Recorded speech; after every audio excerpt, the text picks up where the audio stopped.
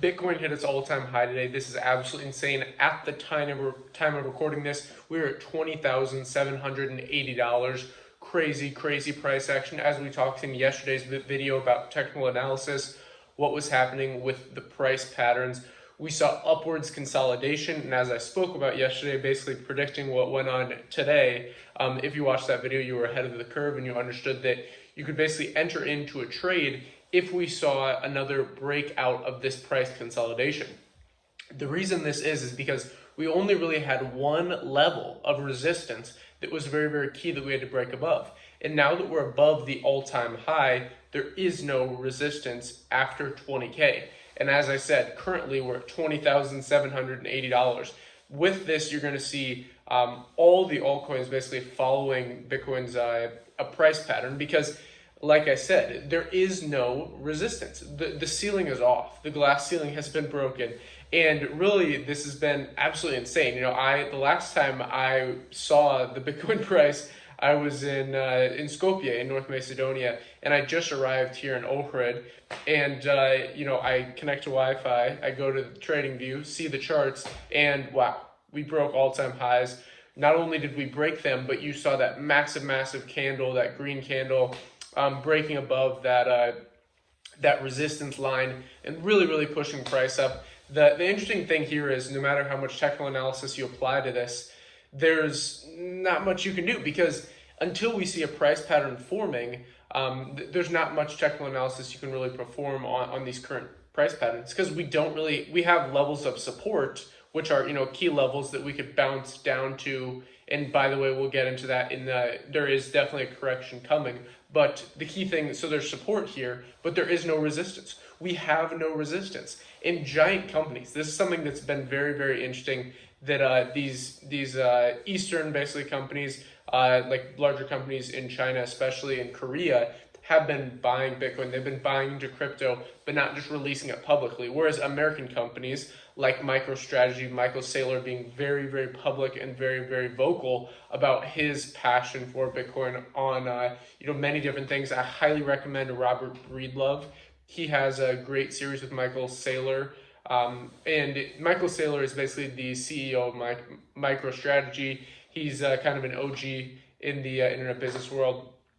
Basically, he was able to predict a lot of the things that have happened in the e-commerce revolution and in the just kind of internet boom in the 90s. He bought a lot of domains when they were very, very cheap and flipped them and sold them to companies like one-word domains and one-letter domains. So he catches trends early. He saw this coming. Also, Raoul Paul, who's been on Anthony Pompliano's podcast, and Rebel Capitalist, I'm trying to remember his name. Anyways, both those two public figures have been very, very vocal about their adoption of this currency. And the interesting thing is you're seeing kind of the first mover advantage into an asset class like this, because it's been very, very speculative before. But once we see more traditional capital being put into the crypto market, especially into Bitcoin as a reserve asset, as a store of value, and not as much as a speculation as it was in the 2017 area, now we see, you know, all these people, you know, the gold bugs, all these people that are very, very idealistic when it comes to what their investment strategy is, especially Peter Schiff. Peter Schiff is one that's, he's going to have to pay the reckoning because he owns a gold company, so he basically helps people invest their wealth into gold and commodities. And he basically said that it's just a speculative bubble, just like these speculative bubbles we've seen throughout history. But now it's proven that it's broken its all-time high yet again. Today is truly a historic day. You know, not only did we just break the all-time high, but as I said in yesterday's video, and as we said on Twitter, we actually did a poll. This is very, very interesting. Before I left for here in Ohrid, when I was in Skopje, I did a poll saying how many 4-hour candles do we need to close above, I think it was 19,600, 700 level is what I was saying. And you guys predicted it. The people that I'll leave the link in the description for the Invest Global Twitter, but basically they predicted it. I said I think like 2 to 3 4-hour candles, 5 to 6, and then we're going to the moon right now. And the majority of the votes was we're going to the moon right now. I get here, I connect to Wi-Fi, I see the price and we're at the moon. So you guys predicted it if you're following our Twitter. This is just a crazy, crazy day. It'll be very, very interesting what happens. Do want to touch on, we've been talking about all the positive aspects now, the institutional money getting into Bitcoin. Also how there's a lot of these companies in Korea and China who are putting Bitcoin on the balance sheet, but just not telling the public about it, just not being as vocal as MicroStrategy is or Raoul Paul is, who owns Real Vision Finance. People have been talking for a long time. What if Apple, Apple on their balance sheet, they have close to $1 trillion, multi-billions in just cash, not invested in anything, just in cash. And as we know, inflation is affecting that. And that's something that Michael Saylor talked about, is he had millions, if not billions, on his balance sheet, and he was looking at, what is a good asset class for an inflation hedge asset, as we see stimulus being printed in the U.S. and kind of this monetary policy of, it's absolutely insane. We're just printing money like crazy and not gonna really address the issue that we're foregoing future gain for present pleasure. We're just putting a Band-Aid on the situation, and eventually this is going to pop. The stock market's in a bubble, and that's why getting into an inflation hedge asset that is out of the traditional realm, which is, I would say commodities, emerging market investments, a lot of the things that we cover on this channel, in crypto, Bitcoin. And basically, people have been discussing, what if Apple just put 1% of their balance sheet into Bitcoin or cryptocurrency.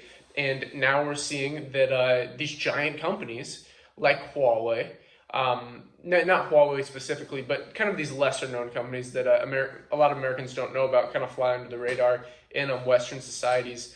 But I'm kind of starting to see them now that I'm in kind of this Balkan region a bit more, and they've been buying it. They've been buying into these companies. So I think a good strategy right now, what you could do is Bitcoin has, but basically it will be the leader in this bull market. We are confirmed in a bull market. We broke the all-time high. It'll be very, very volatile. That's so let me touch on maybe a little bit of a strategy that I might recommend. It's not financial advice, but something that you could think about would be maybe 40% into Bitcoin, but then 60%, and this is conservative if you're not into altcoins. If you just want to go Bitcoin and then a stock market company, go MSTR, which is MicroStrategy. The ticker is MSTR, and maybe go 40% in Bitcoin, especially now, because with Bitcoin you're buying at technically the top, but if you look at in 2013, you were buying the top at $300.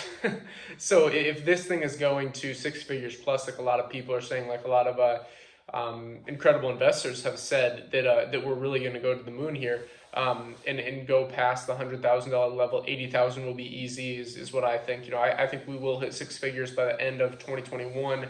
But it'll be very, very interesting. And that's why we're going to touch on, before I wrap this kind of investment strategy part up, that there will be massive corrections. So let's finish this. MSTR, MicroStrategies, I would consider maybe 60 to 50% in that, as it's, if you look at the price history, the overall, they don't have that much exposure to Bitcoin, but basically more people will be investing in this because it's easier to get into. With crypto, you have to set up a wallet, all these things, but the average American, average Westerner has a stock portfolio, and part of that means they have access to MicroStrategies, buying into that pretty quickly, and whether their asset manager will help them with that or not is just kind of part of the conversation. So we're going to see a lot of news in 2021 about the crypto market, and I'm really excited about this because we started this channel at a great time. I'm fascinated with everything when it comes to investing. That's why we're Invest Global, not just focusing on Western or necessarily Eastern, kind of talking more about emerging markets, commodities. The debt market is something we're going to be talking about very heavily. And then leading up to Christmas, we'll be covering a lot more in-depth, like individual altcoins that have the potential to moon. And we'll make a video on North Macedonia emerging market real estate. And lastly, to recap this video, what I've been kind of talking about a lot so far is we're due for a correction. They expect at least a 40% correction, especially if we go around like 25,000. People are gonna get their heads chopped off. It's gonna be absolutely insane. You don't want to be a chicken with its head cut off. You want to manage risk. Don't trade with anything that you cannot afford to lose. This is so important, especially if you have people relying on you, especially if you have bills and all these important things that pretty much everyone does. Do not bet the farm on what is going to happen. We are going to see insane volatility. Right now we're seeing candles that are going up, but we're long overdue for a correction. So anyways, thank you very much for watching. Incredible day. I appreciate everyone. Again, I'm here in Ohrid, North Macedonia. You'll be seeing a lot of videos from this nice place I'm staying at here. So thank you very much, and until next time. Also, drop me a comment. Where do you think we're going next before the next correction? Do you think we could hit $25,000 before the end of the year? Let me know your predictions. Till next time.